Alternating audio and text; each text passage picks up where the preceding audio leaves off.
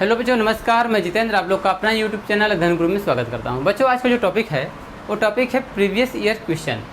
तो 2019 में पूछा गया ये सभी मैथ के क्वेश्चंस हैं। तो देखते हैं कि कैसे बनेगा। तो बच्चों, आप लोग एक बात जान लीजिए कि क्वेश्चन आसान नहीं आने वाले हैं। जो भी क्वेश्चन आएंगे बिल्कुल मीडियम और हार्ड आएंगे, आसान कुछ भी नहीं आने वाला है। तो क्वेश्चन नंबर 1 है, ए बी से आधा कुशल है। कह रहा कि ए जो है बी से आधा कुशल है, जो सी से 3 गुना कुशल है। वे तीनों मिलकर एक काम को कितने दिनों में पूरा कर सकेंगे यदि बी अकेले यह काम 6 दिनों में पूरा कर सकता है। तो कह रहा पहले 3 लोग हैं, 3 कैंडिडेट हैं यहाँ पर, ए बी सी हैं। तो कह रहा जो ए है वह बी से आधा कुशल है और बी उस काम को 6 दिन में करता है। बी जो है उस काम को 6 दिन में करता है। ए जो है बी से आधा कुशल है, इसका मतलब कि वह दुगना दिन लगाएगा। तो क्या हो जाएगा, 6 दूनी के 12, इसका दिन टोटल हो गया 12। फिर कह रहा जो ए बी से आधा कुशल है, जो यानी जो शब्द यहाँ जो बताया गया है ये बी के लिए बताया गया है। जो यानी कि जो यानी बी सी से 3 गुना कुशल है। जो बी है वह सी से 3 गुना कुशल है, इसका मतलब 3 जो सी है ना, जितना काम करेगा जितने दिन में उससे 3 गुना फास्ट बी करेगा। तो बी का वैल्यू दिया है 6, तो 3 गुना जो है ज़्यादा टाइम लेने वाला है सी, तो 6 त्रिक 18, तो 18 दिन हो जाएगा सी का। अब तीनों मिल करके कुल कितने काम होंगे इसको देखते हैं। तो 18, 6 और 12 इन तीनों का आप एलसीएम निकालेंगे तो 12 छंग 72, 18 चौक 72, यानी कि 72 आएगा। टोटल काम आएगा 72। टोटल काम आपका आ गया 72। ये कैसे निकाला हमने? एलसीएम से ल से निकाल करके हमने टोटल काम निकाल दिए। अब जो करा कि तीनों मिल करके इस काम को कितने दिन में करेंगे। तो पहली बात है कि इन तीनों के द्वारा हर एक कैंडिडेट वो कितना जो है एक दिन में काम करता है।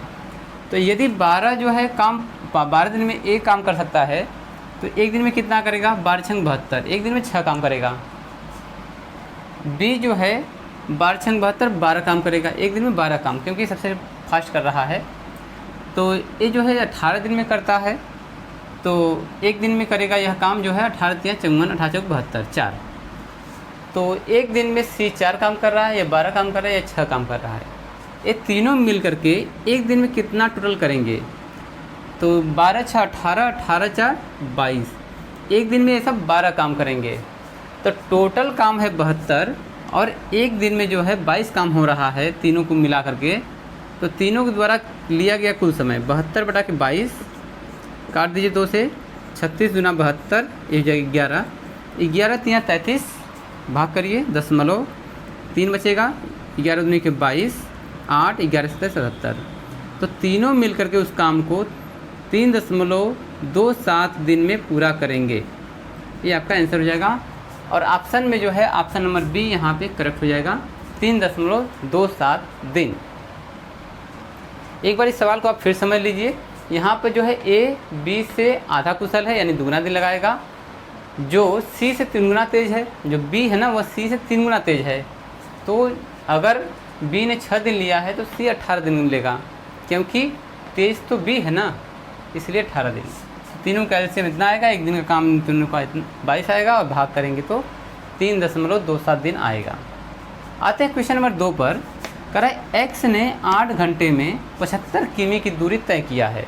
उन्होंने आंशिक रूप से पैदल 5 किमी प्रति घंटा की स्पीड से और आंशिक रूप से साइकिल पर 12 किमी प्रति घंटा की गति से यात्रा की है। यक्स द्वारा पैदल तय की गई दूरी। चलिए इसको इरेज करते हैं, सवाल नंबर 2 पे आते हैं।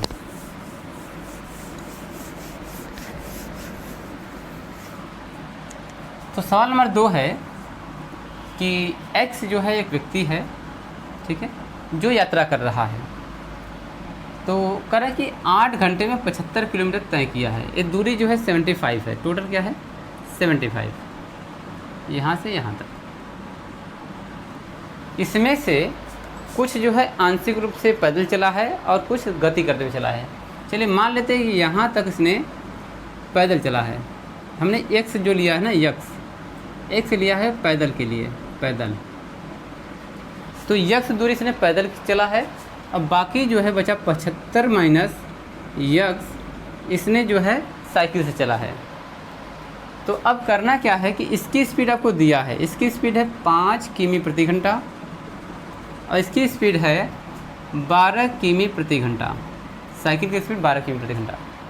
अब आपको फार्मूला याद होगा, यदि हमें टाइम निकालना है, टाइम इक्वल टू होता है डिस्टेंस अपॉन वेलोसिटी, ठीक है। तो यहाँ पर आप स्पीड भी लिख सकते हैं, स्पीड भी होता है। चलिए, तो टाइम निकालना हमें, तो x दूरी जो चला है 5 किमी प्रति घंटा की स्पीड से, तो टाइम इसका पैदल वाले का आ जाएगा, प्लस जो बचा हुआ दूरी है ये जो चलता है 12 किमी की स्पीड से। तो दोनों को चलने में जो समय लगा है वो लगा है 8 घंटा। 8 घंटा दिया है। इन दोनों का एलसीएम लीजिए, 12 पंजे 60, 60 से भाग करेंगे 5 में, तो यानी 60 में 5 से भाग करेंगे तो 12 आएगा। 12 पंजे 60, तो हो जाएगा 12x प्लस 5, इसका करेंगे 75 गुणे 5, 75 गुणे 5 माइनस 5x बराबर 8। अब यहाँ पर 12 में से 5 घटाएंगे तो 7 5 12 होता है, तो 7x बराबर 8 छंग 48 माइनस 75 गुणा कर दीजिए, वो घटा दीजिए, तो 5 पचे 25, 2 5 7 35, 2 37 घटा दीजिए। 7x बराबर 10 में से 5 गया 5, 7 में से 0 हो जाएगा, यहाँ बचेगा 1, तो x बराबर आ जाएगा 105 बटा के 7, तो भाग कर दीजिए, 7 1 कम 7, 7 पचे 35। तो जो x है हमने पैदल माना है, तो पैदल की जो दूरी आएगा वो आएगा 15 किलोमीटर, यानी कि वो आदमी जो है 15 किलोमीटर की दूरी पैदल चला है। तो ऑप्शन जो है इसका जो हो जाएगा यहाँ 12.5, पौने 14, सवा 14 और ये 15 हो गया। एक बार आप इसको देख करके पढ़िए और एक बार लगाने का प्रयास करिए। बहुत आसान सवाल है, केवल दूरी और जो चाल पर आधारित सवाल है। चलिए अब आते हैं सवाल नंबर 3 पर। कह रहा कि 10 सेमी त्रिज्या वाला एक गोला पिघलाया जाता है और 10 सेमी ऊंचाई वाला शंकु बनाया जाता है। शंकु का व्यास ज्ञात कीजिए। ठीक है, सवाल नंबर 3 देखते हैं। बहुत आसान सवाल होते हैं ये सभी, जो प्रीवियस से हम पूछे गए हैं। तो ये मान के लिए कि आपको सवाल जो है ना बिल्कुल फार्मूले वगैरह रट्टा मार लेने हैं, सब कुछ कर लेना है। तो एक गोला है, गोला बिल्कुल चारों तरफ से रहेगा, ठीक है। इसका जो रेडियस है वो 10 सेंटीमीटर है और पिघलाया जाता है। तो यदि गोला है तो इसका आयतन क्या होगा? गोले का आयतन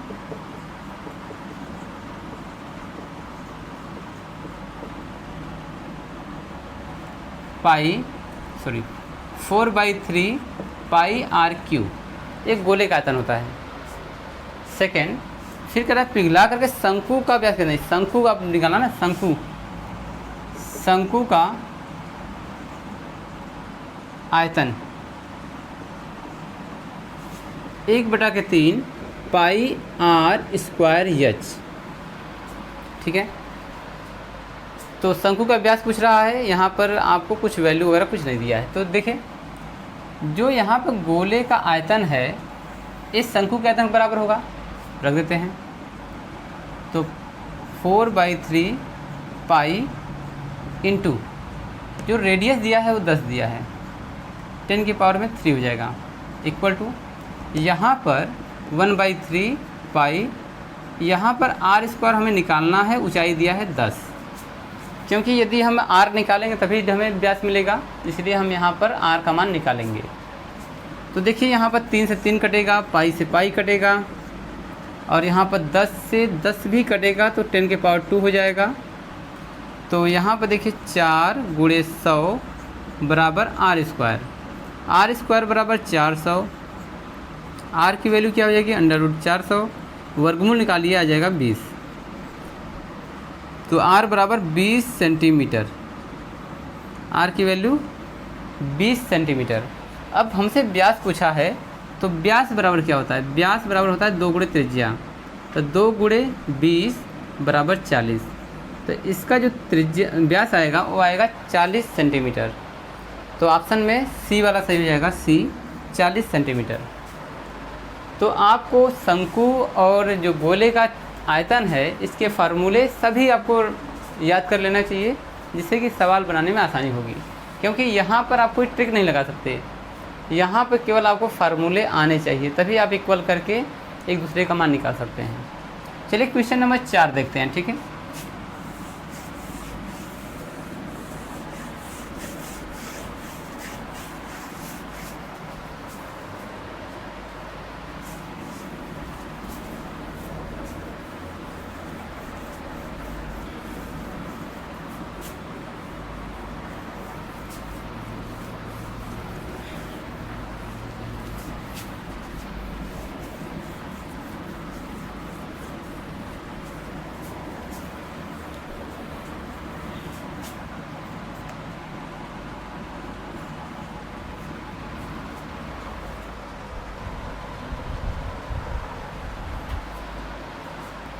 तो बच्चों क्वेश्चन नंबर 4 है, निम्नलिखित में से कौन सा न्यूनतम 2 पूर्णांकों का योग है जिसका गुणनफल 64 है।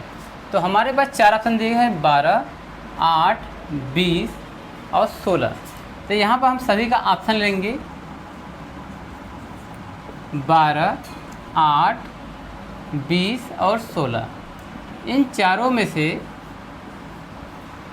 ये चारों जो है 2-2 संख्याओं की ना, यानी कि यहाँ पर प्लस है, योग हैं, और इनको फैक्टर करने के बाद इसका मल्टीपल जो है ना 64 आना चाहिए।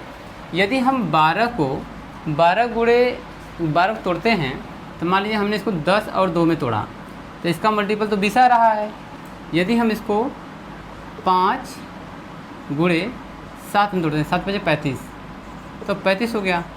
यदि 8 4 में तोड़ेंगे तो 8 4 को 32 होगा, यानी कि ये तो नहीं हो सकता, ठीक है। अब इसको 8 को तोड़ेंगे हम, मान लीजिए 4 गुणे 4 करते हैं तो 16 हो जाएगा, ठीक है। अगर 6 गुणे 2 करते हैं तो 12 हो जाएगा, 3 गुणे 5 करते हैं तो 15 हो जाएगा, ये भी संख्या नहीं होगी। 20 को तोड़िए, यदि आप 10 गुणे 10 करेंगे तो 100 हो जाएगा। यदि आप 12 गुणे 8 करेंगे तो 12 बटा 96 हो जाएगा। यदि आप 15 गुणे 5 करते हैं तो 75 हो जाएगा, ठीक है। यदि आप 11 गुणे 9 करते हैं तो 99 हो जाएगा। इस प्रकार जो ये भी बन नहीं रहा है। चलिए और भी तोड़ लेते हैं, 16 गुणे 4 करते हैं तो 16 चौके 64 हो जाएगा, ठीक है। तो यहाँ पे तो सही है, 16 चौके 64 का निम्नलिखित में कौन सा न्यूनतम 2 पूर्णांकों का योग है जिनका गुणनफल 64 है। तो यदि हम 20 को तोड़ रहे हैं 16 + 4 में, ठीक है, पर यहाँ पर कहा गया है कि न्यूनतम 2 पूर्णांकों का, न्यूनतम में तो ये अधिकतम हो गया ना। चलिए ये अधिकतम कब होगा, जब हम अभी इसको तोड़ेंगे। चलिए इसका देख लीजिए, अब 64 होने के लिए पहले तो हम 8 गुणे 8 करेंगे तो 64 हो गया, ये दोनों न्यूनतम है, ठीक है। फिर देखते हैं 12 गुणे 4 48, ये तो हाईएस्ट हो गया।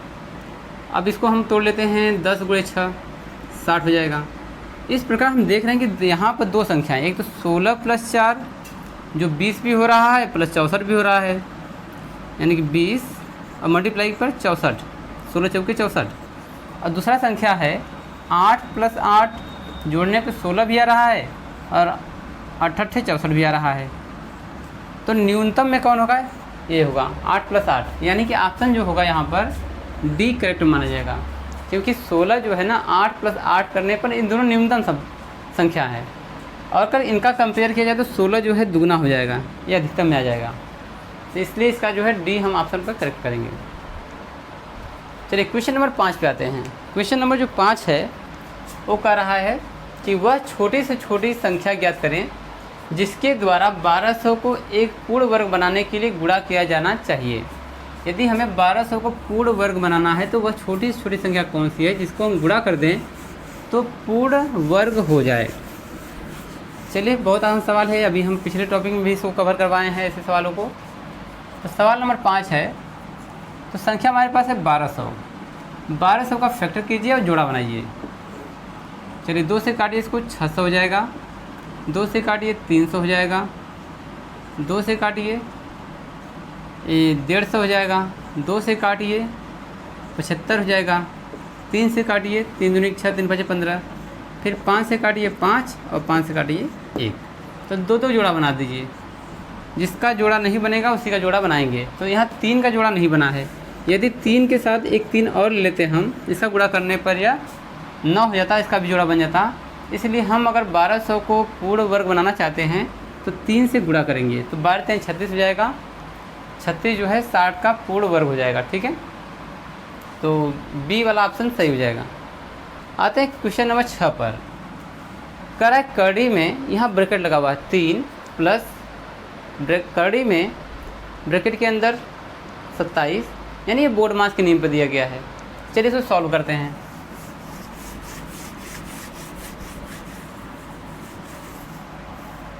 तो क्वेश्चन नंबर 6 है, अंडर रूट में 3 प्लस अंडर रूट में 27 प्लस अंडर रूट में 73 प्लस अंडर रूट में 64 और ब्रैकेट यहाँ बंद है, यहाँ 3 ब्रैकेट, एक के लिए लास्ट, 2 के लिए दूसरा, इसके लिए यहाँ पर। तो सबसे पहले हम इसको सॉल्व करते हैं। तो अंडर रूट हो जाएगा ब्रैकेट में 3 प्लस अंडर रूट ब्रैकेट में 27 प्लस अंडर रूट ब्रैकेट में 73 प्लस 8 8 64, इसका 8 आएगा। ठीक है, यहाँ पर हम लिखेंगे 8, 2 ब्रैकेट बंद करेंगे, 2 ब्रैकेट। ठीक है, एक तो इसको सॉल्व कर रहे हैं हम, तो इसके लिए जो है ब्रैकेट लगा है, एक और यहाँ लेते हैं। चलिए, यहाँ पर आ जाएगा, सेकेंड स्टेप चलेंगे अब। तो ब्रैकेट में 3 प्लस ब्रैकेट में 27 प्लस इसको ऐड कर दीजिए, तो 73 और 8 81 हो जाएगा। 81 लिख लीजिए यहाँ पर, ब्रैकेट बंद, यहाँ पर गायब हो जाएगा। चलिए आते हैं नेक्स्ट स्टेप में। तो ब्रैकेट में 3 प्लस ब्रैकेट के अंदर 27 प्लस इसको जोड़िए, यानी कि इसका वर्गमूल निकालिए। तो 9 9 81, 9 आएगा, ब्रैकेट बंद, इसको इसके साथ जोड़ दीजिए। तो अंडर रूट 3 प्लस इसको जोड़ दीजिए, आप कितना आएगा 27 और 9, 3 इसमें ऐड करेंगे 30 हो जाएगा, 36 आ जाएगा। ठीक है, 36 ब्रैकेट यहाँ पे क्लोज कर दीजिए एक बार। तो अब बचेगा आपका कड़ी में 3 ब्रैकेट भी लगा दीजिए प्लस इसका वर्गमूल निकालिए। तो 6 36 होता है, इसको ऐड कर दीजिए। तो कड़ी में 9, इसका वर्गमूल आएगा 3। तो इसका जो आंसर बनेगा वो बनेगा ऑप्शन नंबर सी 3। तो पुलिस के एग्ज़ाम में ऐसे सवाल आ रहे हैं कि ये सवाल ऐसे आसान नहीं है। यदि आप बार बार अभ्यास करोगे तो आसान हो जाएगा, बशर्ते एक नए फ्रेशर बच्चे के लिए बिल्कुल आसान नहीं है। उसको समझ में नहीं आएगा कि ब्रैकेट का हम यूज कहाँ करें, वो सोचेगा कि इस कड़ी के बाहर ब्रैकेट होना चाहिए। ठीक है, चलिए आते हैं क्वेश्चन नंबर 7 पर, और आज का आखिरी सवाल होगा, इसको मिटाते हैं।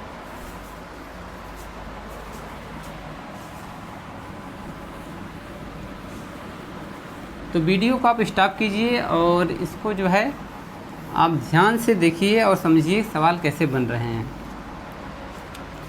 चलिए क्वेश्चन नंबर 7 है, यदि x बटा के y का बराबर 4 बटा के 5 और 7x प्लस 6y इक्वल 29, तो y का मान ज्ञात कीजिए। ऑप्शन में है 2.5, 2.4, 2.3, 2.2। काफ़ी डिफरेंस कम है। तो दिया गया है कि x बटा के y का मान दिया गया है 4/5। इसे इक्वेशन बदल लेते हैं।